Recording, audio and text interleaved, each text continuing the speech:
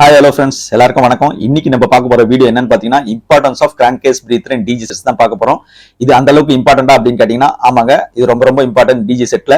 இந்த வீடியோவை நீங்க ஃபுல்லா பாத்தீங்கன்னா அதோட இம்பார்ட்டன்ஸ் என்னன்றது உங்களுக்கு நல்லாவே புரியும். ஓகேங்களா? இந்த வீடியோல நான் என்னென்ன டாபிக் கவர் பண்ணிருக்கேன் அப்படின்னு பாத்தீங்கன்னா கிரான்கேஸ் பிரீத்தர் வந்து ஏன் கிரிட்டிக்கல் காம்பனன்ட் சொல்றோம் அப்படின்றத சொல்லியிருக்கேன், எக்ஸ்பிளைன் பண்ணியிருக்கேன். அது இல்லாம ஃபங்க்ஷன் ஆஃப் கிரான்கேஸ் பிரீத்தர் ஃபுல்லாவே நம்ம பார்க்க போறோம். அதுக்கப்புறம் பிரீத்தரோட கன்ஸ்ட்ரக்ஷன் எப்படி இருக்கும், அது எங்க இன்ஸ்டால் பண்ணிருக்காங்க அப்படின்றத நம்ம பார்க்கலாம்.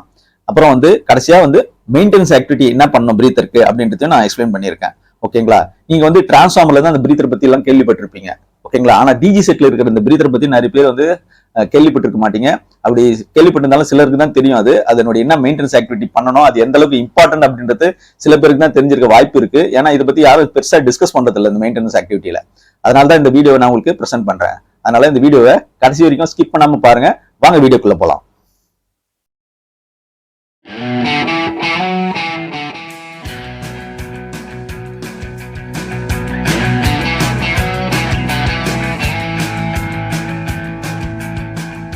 So நம்ம ஃபர்ஸ்ட் தெரிஞ்சுக்க வேண்டியது why crankcase breather valve is a critical component of your generator. ஓகேங்களா? crankcase breather வந்து ஏன் critical component அப்படின்னு நம்ம சொல்றோம்னா it helps to prevent building up of high pressure in the engine and thus avoids the engine from overheating. இது வந்து இன்ஜின்ல high pressure build up பண்ணாம தடுக்குது, அதனால ஓவர் ஹீட் ஆகாம இருக்குது இன்ஜின். ஓகேங்களா? இதுதான் மெயின் ஃபங்க்ஷன். இதனால்தான் இது வந்து ரொம்ப கிரிட்டிக்கல் காம்பனன்ட் அப்படின்னு சொல்றோம். ஓகேங்களா? Due to continuous operation of any diesel engine, the lubrication oil gets high temperature, due to which there will be oil vaporization, and this vapor inside the crankcase may lead to high pressure, and therefore the breather is provided to send it out to atmosphere to keep safe engine operation. So உங்களுக்கு இது புரிஞ்சிருக்கும். அதாவது engine வந்து continuous operation இருந்ததுன்னா இந்த lubrication oil வந்து high temperature ஆயிடும். அதனால என்ன நடக்கும், ஆயில் வேப்பர் ஆகும். இந்த வேப்பர் என்ன ஆகும், கிராங்க்-கேஸ்ல இருந்ததுன்னா ஹை பிரஷரை பில்டப் பண்ணும்.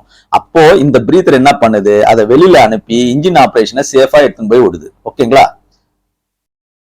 சோ அடுத்தது நம்ம தெரிஞ்சுக்க பார்த்து what is the function of crankcase breather. ஓகேங்களா? பிரீத்தர்னாவே என்ன சொல்லுது அர்த்தம், காத்தை வந்து சுவாசிக்கிறது தான். அதாவது உள்ள இழுக்கும் வெளில விடும், இதுதான் வந்து பிரீத்தரோட வேலை. ஓகேங்களா? இங்க வந்து கிராங்க் கேஸ்ல இருக்கிற ஏரை வந்து வெளியில எடுக்குது, அதே நேரத்துல உள்ளே அலோவ் பண்ணுது. இதான் அந்த பிரீத்தர் வேலை பண்ணுது. டிரான்ஸ்ஃபார்மர்ல கூட அதே தான், காத்த டிரான்ஸ்ஃபார்மர்ல இருக்கிற காத்தை வந்து வெளில அனுப்புது, வேப்பரை உள்ள திருப்பி எடுக்குது.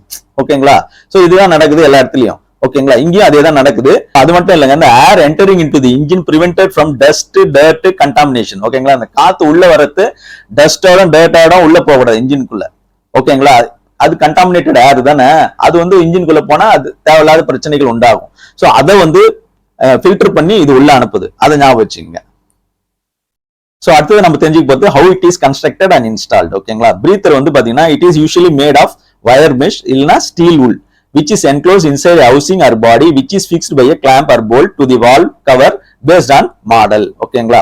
சோ இந்த பிரீத்தர் எப்படி செஞ்சிருப்பாங்கன்னா ஒரு வயர் மெஷ் இருக்கும், இல்லைன்னா ஸ்டீல் உள்ளால செஞ்சிருப்பாங்க. அது வந்து ஒரு பாடியில, அதாவது ஒரு ஹவுசிங் உள்ள இது வச்சிருப்பாங்க. ஓகேங்களா? ஹவுசிங்ல வந்து வச்சுட்டு அதை வந்து மொத்த பாடியும் பாத்தீங்கன்னா ஒரு கிளாம்ப் அது மூலியம் பிக்ஸ் பண்ணிருப்பாங்க வால்வ் கவர்ல.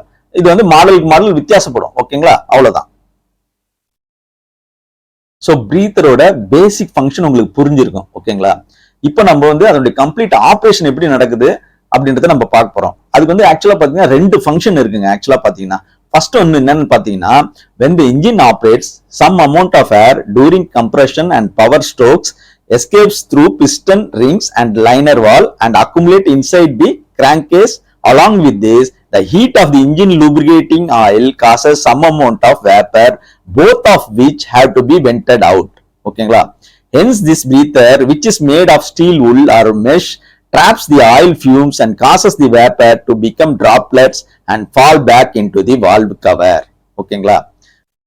சோ இந்த இன்ஜின் ஆபரேஷன்ல இருக்கும்போது அப்போ வந்து என்ன நடக்கும், கம்ப்ரெஷன் நடக்கும், பவர் ஸ்ட்ரோக் நடந்துன்னு இருக்கும். அப்ப என்ன ஆகும்னா ஒரு சர்டன் அமௌண்ட் ஆஃப் ஏர் வந்து பிஸ்டன் ரிங் வழியாவும் லைனர் வால் வழியாவும் எஸ்கேப் ஆகி கிராங்க் கேஸ்ல போய் அக்குமுலேட் ஆயின்னு இருக்கும்.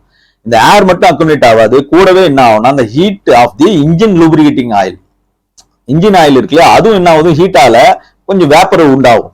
வேப்பர் உண்டாகும் போது அது ரெண்டுமே பாத்தீங்கன்னா இப்ப ஏரும் சரி இந்த ஆயில் வேப்பரும் சரி ரெண்டுமே வெளியில அனுப்பி ஆகணும்.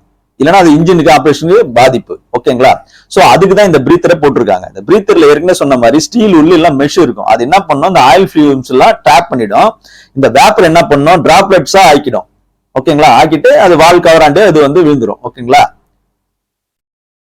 சோ ரெண்டாவது ஃபங்க்ஷன் என்னன்னு பாத்தீங்கன்னா, after the engine has operated and has been shut down, the gases in the crankcase cool down, causing a vacuum inside the chamber, due to which the fresh air enters through the breather. The dust in the air is trapped by the wire mesh on the breather, filling the vacuum. ஓகேங்களா? Engine ஆபரேஷன்ல இருக்கும்போது தேவையில்லாதெல்லாம் நம்ம வெளில அனுப்பிட்டோம். ஓகேங்களா? அதே மாதிரி engine operate ஆகி shut down ஆனோடனே cases, இந்த கிராங்க் கேஸ்ல இருக்கிற கேசஸ் தான் கூல் டவுன் ஆகி உள்ள வந்து சாம்பர்ல வந்து ஒரு வேக்யூம் கிரியேட் பண்ணி விட்டுடும். சோ அந்த மாதிரி டைம்ல ஃப்ரெஷ் ஏர் தான் உள்ள வரும். ஃப்ரெஷ் ஏர் உள்ள வரும்போது அப்படியே வந்தா நல்லா இருக்குமா? அதுல டஸ்ட் இருக்கும் இல்லையா, அதெல்லாம் வந்து ஃபில்டர் பண்ணி இந்த பிரீத்தர் வந்து உள்ள அனுப்பும். ஓகேங்களா? அதுதான் இந்த பிரீத்தரோட வேலை. சோ உள்ள இருக்கு வெளில அனுப்புது, வெளில இருக்கிற காத்து நல்ல பியூரான ஏரை வந்து உள்ள அனுப்புது. ஓகேங்களா? இது நல்லா ஞாபகம் வச்சுங்க. அவ்வளவுதாங்க இந்த ஆபரேஷன், இந்த பிரீத்தரோட ஆபரேஷன். சோ அடுத்ததான் நம்ம தெரிஞ்சுக்க வேண்டியது what is the maintenance activity of breather. ஓகேங்களா? சோ இந்த பிரீத்தரோட இம்பார்ட்டன்ஸ் என்னன்னு தெரிஞ்சிருக்கும். பெருசா மெயின்டெனன்ஸ் ஆக்டிவிட்டி இல்லைனாலும் சின்ன விஷயம் தான் அது பண்ணலாம், என்ன மாதிரியான பிரச்சனைகள் வரும் அப்படின்றது இந்நேரம் உங்களுக்கு புரிஞ்சிருக்கும். சோ அதனால இந்த breather has to be cleaned every 250 hours of engine, preferably with a non-flammable solvent and thoroughly dried with compressed air. ஓகேங்களா? எவ்ரி 250 ஹவர்ஸ்க்கு வந்து இந்த பிரீத்தர் வந்து கிளீன் பண்ணி ஆகணும். அட்லீஸ்ட் மினிமம் வந்து ஒரு கம்ப்ரஸ்ட் ஏர் மூலியமா வந்து அது ட்ரை கம்ப்ரஸ்ட் ஏர், ஓகேங்களா, அது மூலியமா இது வந்து கிளீன் பண்ணா போதும். இல்லைன்னா ஏதாவது நான் ஃபிளேமபிள் சால்வெண்ட் யூஸ் பண்ண சொன்னாங்கன்னா ஓஎம் ரெக்கமெண்டேஷன் அதுபடி நீங்க பண்ண வேண்டியிருக்கும். அது இல்லாம எவ்ரி 2000 ஆபரேஷன் முடிஞ்சிச்சுன்னா இது வந்து ரீப்ளேஸ் பண்றது பெட்டர். ஓகேங்களா? இதுவும் வந்து நீங்க ஓஎம் ரெக்கமெண்டேஷன் படி நீங்க பண்ணா போதும். ஓகேங்களா? சோ இந்த ப்ராப்பர் மெயின்டெனன்ஸ் நீங்க பண்ணாம விட்டீங்கன்னா இது என்ன நடக்கும், ஆயில் லீக் ஆகும், தேவையில்லாத ரிப்பேர் எல்லாம் வரும். ஓகேங்களா? அவ்வளவுதாங்க இந்த வீடியோ உங்களுக்கு வந்து பிடிச்சிருந்தா லைக் பண்ணுங்க, ஃப்ரெண்ட்ஸோட எல்லாம் ஷேர் பண்ணுங்க, சப்ஸ்கிரைப் பண்ண மறந்துடாதீங்க, கூடவே பெல் நோட்டிபிகேஷனும் தட்டி விட்டுருங்க. அப்பதான் அடுத்தடுத்து போற வீடியோ உங்களுக்கு வந்து சேரும். நன்றி, வணக்கம்.